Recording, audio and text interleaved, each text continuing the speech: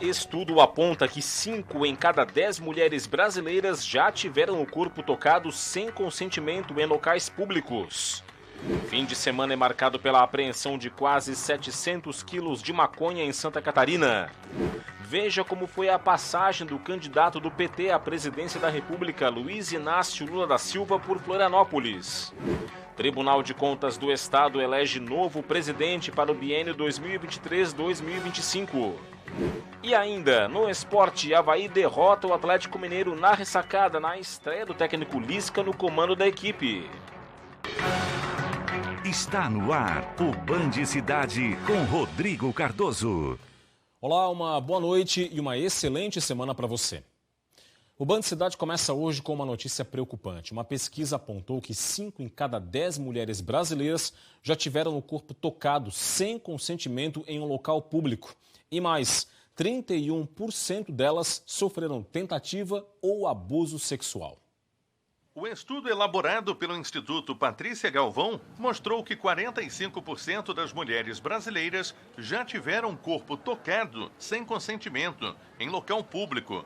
Entre as entrevistadas, 31% sofreram tentativa de abuso sexual.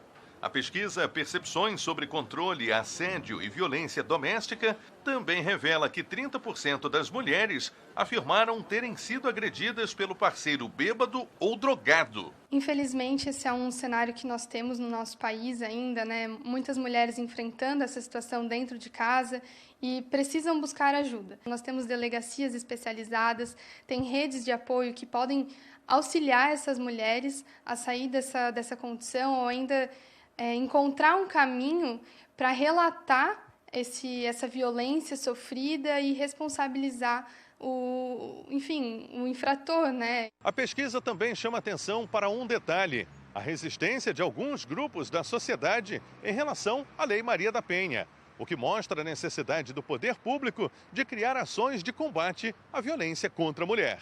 O tema está sendo tratado na 16ª edição do Curso Nacional de Atendimento à Mulher em Situação de Violência Doméstica e Familiar, que começou nesta segunda-feira na Academia da Polícia Civil em Florianópolis. Profissionais da segurança pública de todo o país participam do curso, promovido pelo Ministério da Justiça. As pessoas precisam se atentar que o comportamento mudou, a cultura mudou e a lei mudou também. Então, essas condutas ofensivas que caracterizam crime vão trazer para o infrator uma responsabilidade criminal, com certeza.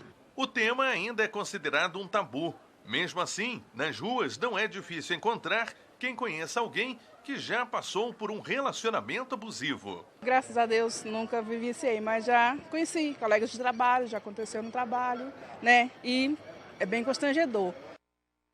O fim de semana foi marcado pela apreensão de mais de 700 quilos de maconha em Santa Catarina. Foram 2 ocorrências distintas. Confira.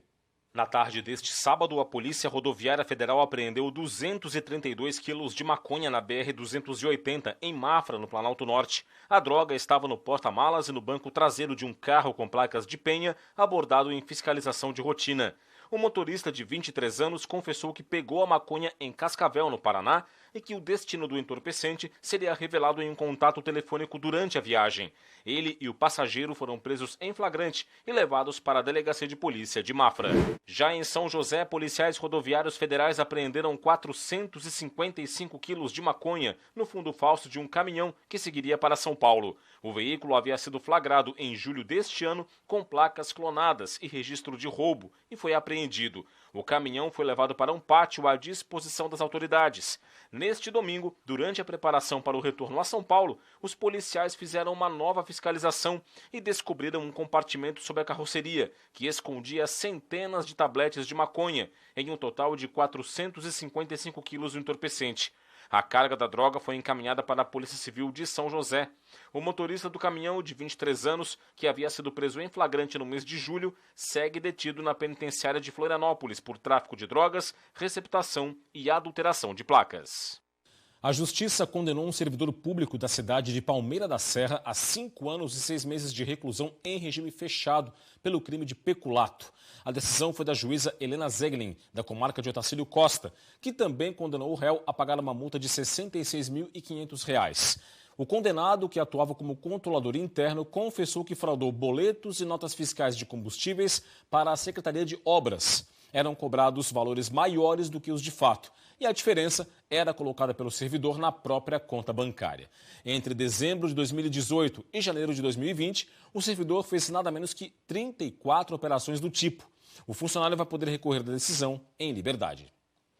Olha, teve tumulto no trânsito no começo da tarde de hoje na entrada da ilha de Santa Catarina. Um caminhão que transportava cavalos derramou diesel na pista da Avenida Gustavo Richard, na saída da ponte Pedro Ivo Campos, sentido túnel.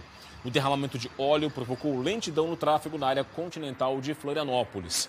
Bombeiros, Polícia Militar e Guarda Municipal atuaram no atendimento à ocorrência e colocaram serragem na pista para a absorção do óleo. A via foi liberada por volta de 13h30 da tarde. E logo mais, depois do Band Cidade, tem o Jornal da Band. Os destaques de hoje chegam com a Paloma Totti. Olá, Paloma. Olá, daqui a pouquinho tem Jornal da Band. Aqui estão os destaques do jornal de hoje. Depois de 11 dias de homenagens no Reino Unido, a despedida final à rainha da Inglaterra. Petrobras anuncia a redução no preço do diesel de 30 centavos por litro. Na Espanha, racismo da torcida do Atlético de Madrid contra Vinícius Júnior vai ser denunciado e pode dar multa. O sucesso do futebol feminino. Nas finais do Brasileirão, um público recorde. Isso e muito mais daqui a pouco às 7h20. A gente te espera. De volta com o Band Cidade e eleições 2022. Neste fim de semana, o candidato do PT à presidência da República, Luiz Inácio Lula da Silva, esteve em Florianópolis. O repórter Ronaldo Penido acompanhou.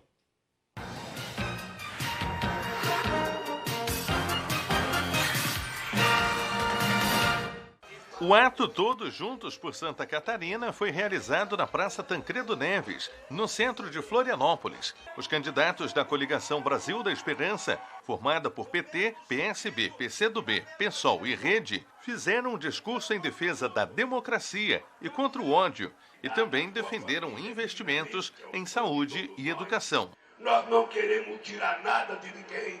O que nós queremos é ter uma casa. O que nós queremos é poder criar nossos filhos em paz e harmonia. O que nós queremos é que nossos filhos possam estudar. O evento também contou com a apresentação de artistas locais e discursos de lideranças dos partidos da coligação. Milhares de pessoas participaram do ato. A estimativa dos organizadores era de reunir 20 mil pessoas, número que não foi confirmado pela Polícia Militar, responsável pela segurança do evento. No palco, os candidatos da coligação exaltaram os projetos sociais criados no governo do petista. Lula criticou o presidente Jair Bolsonaro e falou que vai governar para todos os brasileiros. Ele disse ainda que o governo dele combateu a fome, mas a fome voltou no país. O Tribunal de Contas do Estado tem um novo presidente para a gestão 2023-2025. A eleição ocorreu na tarde desta segunda-feira. A escolha se deu por aclamação dos conselheiros do Tribunal de Contas do Estado. O conselheiro Erneus de Nadal foi eleito presidente do TCE, com José Ney Ascari como vice-presidente. O atual presidente do tribunal, Adircélio de Moraes Ferreira Júnior, foi eleito corregedor-geral. Esta foi a primeira eleição após a alteração da Lei Orgânica da Corte de Contas, que modificou a data da escolha da segunda quinzena de dezembro para a segunda quinzena de setembro. A posse da nova presidência do Tribunal de Contas está prevista para a primeira quinzena do mês de fevereiro de 2023. A área de baixa pressão se afasta para o oceano, o que deixa o tempo mais firme no estado nesta terça-feira. Detalhes agora na previsão do tempo.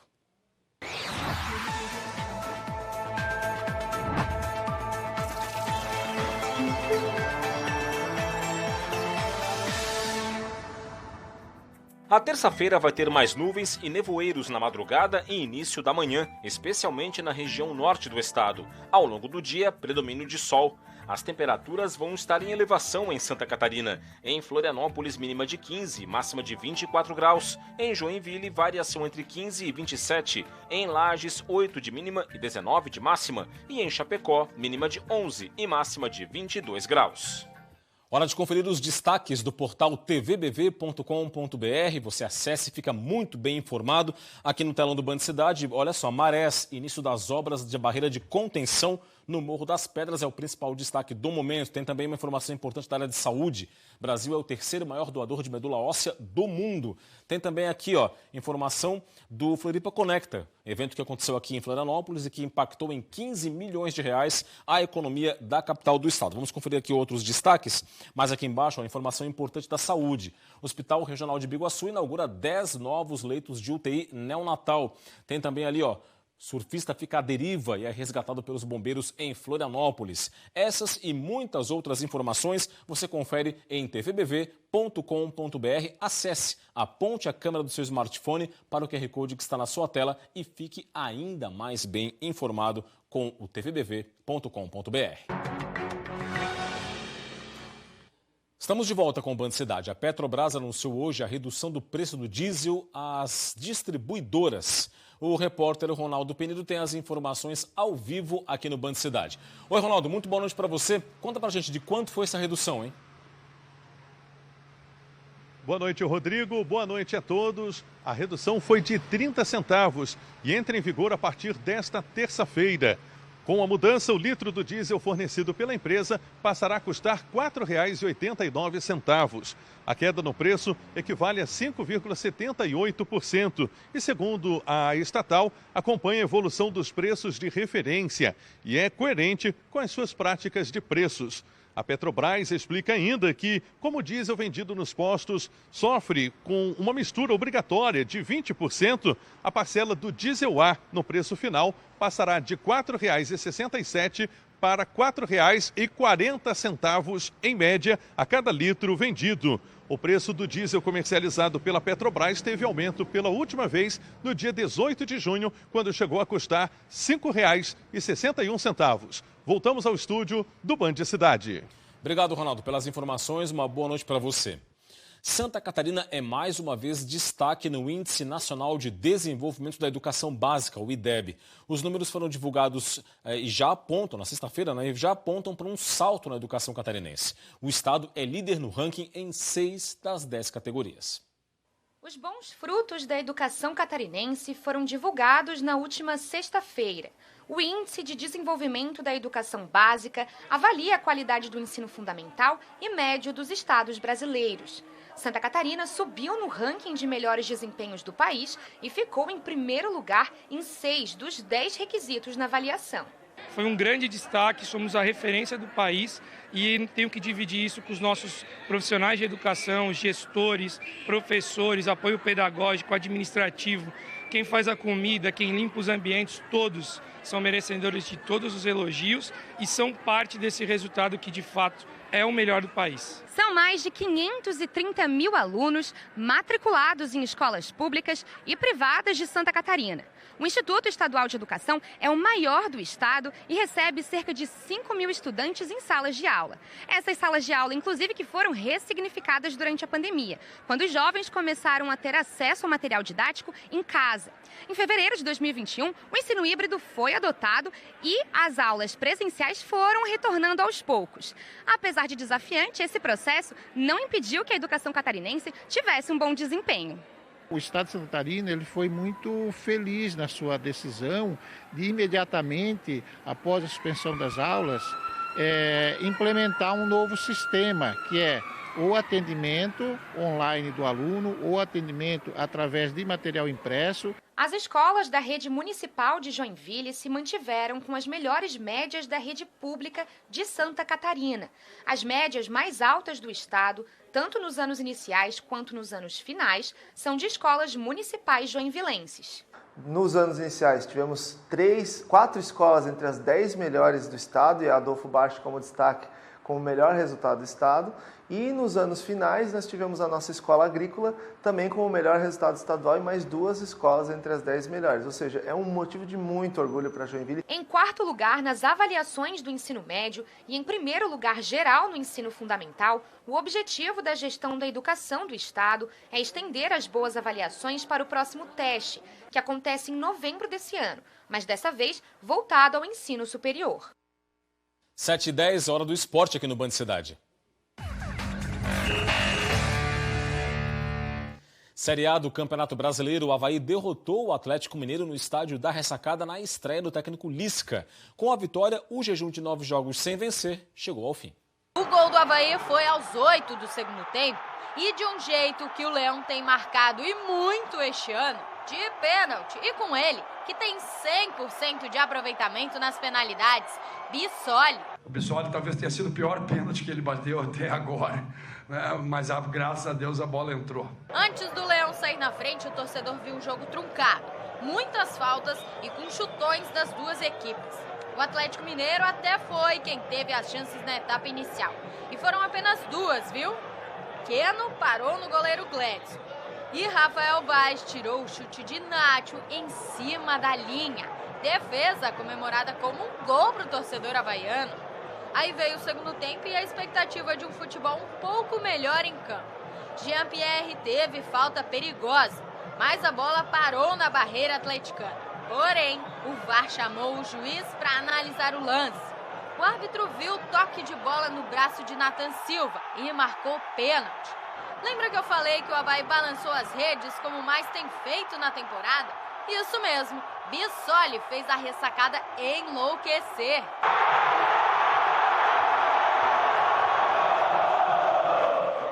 Foram 9 jogos sem vencer, um jejum de 2 meses. Mas na estreia do técnico Lisca, a Ressacada ficou doida e o Avaí voltou a vencer na Série A. O mais importante era a vitória, né?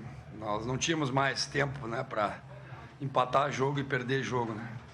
Jogar bem é uma coisa, né? Ganhar partidas é outra, né? Não tem como a gente mexer nas 26 que passou, mas nas 12 que vem tem.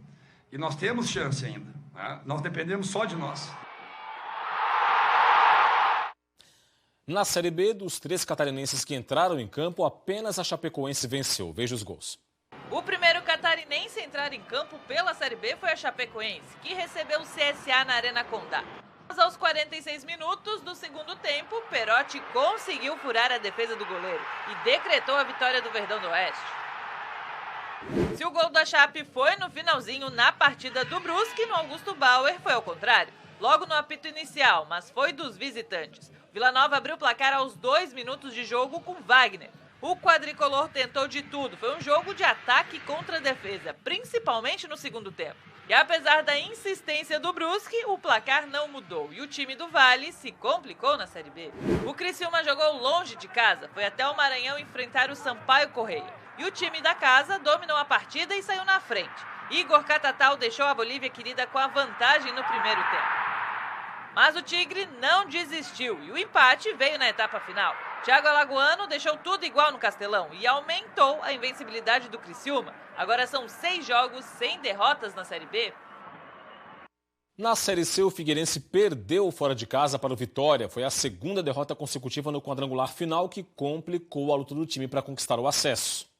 A torcida alvinegra não estava em Salvador, mas estava confiante. E o clima, que era de festa, mudou quando a bola rolou no Barradão. A torcida foi ficando tensa, principalmente com erros do Figueirense. E o balde de água fria mesmo veio quando o Vitória abriu o marcador com Trellis. Mas na segunda etapa o torcedor voltou confiante, ainda mais quando um jogador do Vitória foi expulso. Mesmo longe, a torcida cantou e tentou enviar boas energias para o alvinegro.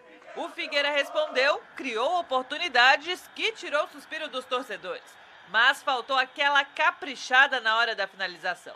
E apesar da pressão, o alvinegro não conseguiu balançar as redes. E o jogo terminou em 1 para o Vitória e 0 para o Figueirense. Agora a missão do Figueirense ficou mais complicada. Para conseguir a classificação para a Série B, vai ter que fazer o dever de casa. Vencer no próximo sábado aqui no Orlando Scarpelli o ABC, mas também tem que torcer por um tropeço do Vitória contra o Paysandu lá em Belém do Pará. Com revés, o Furacão caiu para 3º na classificação, com 6 pontos. 2 atrás do Vitória. O mês de setembro é marcado pelos cuidados com o uso de lentes de contato. É o chamado Setembro Safira. Durante o mês ocorre a distribuição de materiais informativos para que usuários tenham mais cuidado na hora de utilizá-las. Essa é mais uma das consultas mensais de Aline, que passou a frequentar o oftalmologista com mais assiduidade. Aline usou lentes de contato por quase 10 anos e não imaginava que o mau uso delas levaria a uma cirurgia de emergência. A lesão no olho evoluiu e em 3 dias Aline parou de enxergar. De um dia para o outro eu tive que parar tudo o que eu fazia porque eu perdi a visão. De um dia para o outro eu perdi a visão. Então a minha vida deu um 360. E foi bem complicado, mas eu consegui. Com a graça de Deus, consegui superar tudo, com a ajuda dos médicos. E hoje a minha vida está bem diferente, graças ao transplante, graças ao tratamento. As lentes são usadas como alternativa para aqueles que possuem problemas de visão.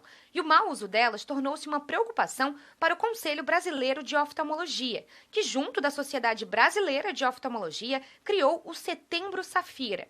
A campanha começou em Santa Catarina e hoje alcança todo o país. Ela tem o intuito de informar e educar pacientes para o cuidado correto com os olhos. É importantíssimo ter a higiene das mãos, das lentes, do estojo, usar o produto adequado, a solução multiuso, não usar soro fisiológico, não colocar a sua lente de contato em contato com água, não dormir com as lentes, respeitar o prazo de validade, alternar sempre o uso das lentes com os óculos. Mais de 80% das pessoas não sabem a forma correta de cuidar das suas lentes. Por isso, o slogan da campanha Setembro Safira é "Use bem para usar sempre". E para aqueles que buscam informação, a comunidade médica criou os 10 mandamentos, que são aquelas dicas mais importantes na hora de cuidar das nossas lentes e dos nossos tão preciosos olhos. Durante todo o mês de setembro, serão distribuídos materiais informativos em centros de saúde. Médicos devem estar preparados para atuar em prol da conscientização. Aline continua em tratamento e recuperando a visão aos poucos. Nos testes de visão, a leitura daquelas letras pequenas ainda é um problema, mas ter procurado ajuda cedo foi o diferencial. Hoje, ela apoia e compartilha seus aprendizados e a campanha Setembro Safira. Outras pessoas que eu nem sabia que usava lente, depois que vi o meu problema, eu falei: Aline, eu tomava banho com a lente, eu vi que hoje não pode. Não pode. Eu também não trocava o líquido do estojo todo dia. Falei, então troca. Agora 7h18, imagens ao vivo de Balneário Camboriú, litoral norte do estado. Em destaque para você a Praia Central, recém-engordada. Chove, chuva fina nesse momento. Lá em Balneário Camboriú, temperatura de 19 graus neste momento. E é isso, ficamos por aqui com o Band Cidade. As reportagens da edição de hoje estão no nosso portal tvbv.com.br. Para acessar, aponte a câmera do seu smartphone para o QR Code que está na sua tela. Vem aí as notícias do Brasil e do mundo no Jornal da Band. Mais Santa Catarina você confere amanhã, meio-dia, no Jogo Aberto SC, 12h20 no SC Acontece. Forte abraço, muito obrigado pela audiência, uma boa noite para você e até amanhã. Tchau, tchau.